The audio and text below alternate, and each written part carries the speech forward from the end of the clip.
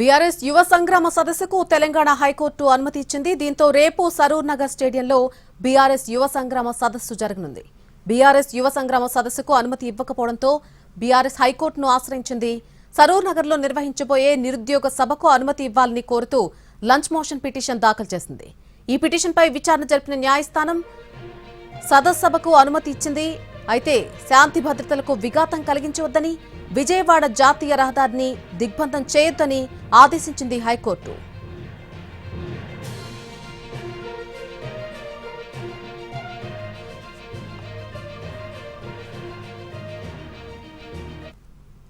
BRS యువ సంగ్రామ సదస్సుకు ఎటకేలకు Telangana high court అనుమతి ఇచ్చింది. ఇది అంశానికి సంబంధించి పూర్తి అప్డేట్ మా స్పెషల్ కరెస్పాండెంట్ శర్మ అందిస్తారు. శర్మ, రేపు బీఆర్ఎస్ యువ సంగ్రామ సదస్సు నిర్వహించబోతోంది.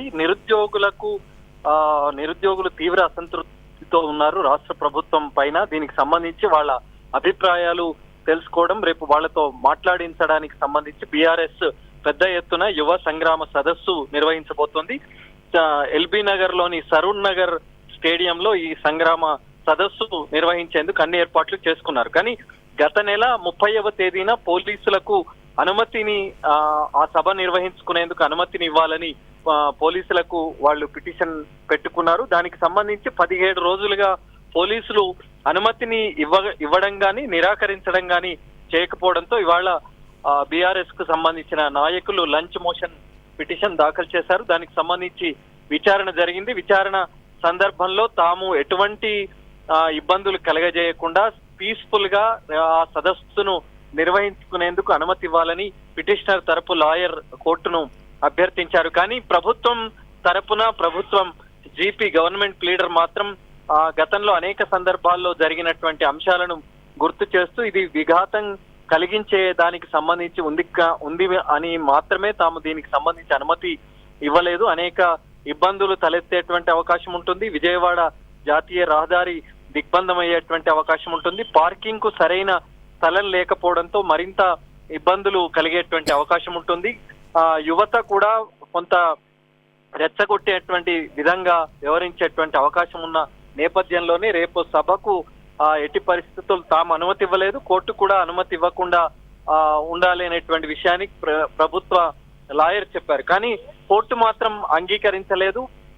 రాజ్యాంగంలో సభలు సదస్సులు నిర్వహించుకునేందుకు అనేక చట్టాలు ఉన్నాయి. దానికి లోబడి మాత్రమే ఆ సభలు సదస్సులు అన్నది నిర్వహించాలనేటువంటి విషయాన్ని గుర్తు చేస్తూ రేపు జరగబోయేటువంటి బీఆర్ఎస్ సంగ్రామ సదస్సుకు అనుమతించింది.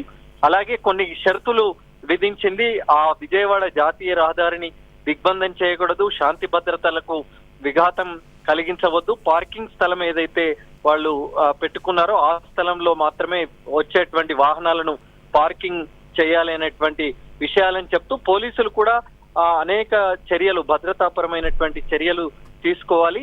రేపు వాళ్ళు యథా ప్రకారం ఏదైతే నిర్దేశించినటువంటి సమయం లోపు వాళ్ళు నిర్వహించుకునేటువంటి సభకు మాత్రం పోలీసులకు సంబంధించి కొన్ని నిర్దిష్టమైనటువంటి సూచనలు చేస్తూ అనుమతికి ఆ సదస్సుకు హైకోర్టు అనుమతించింది. Right Sharma, thank you.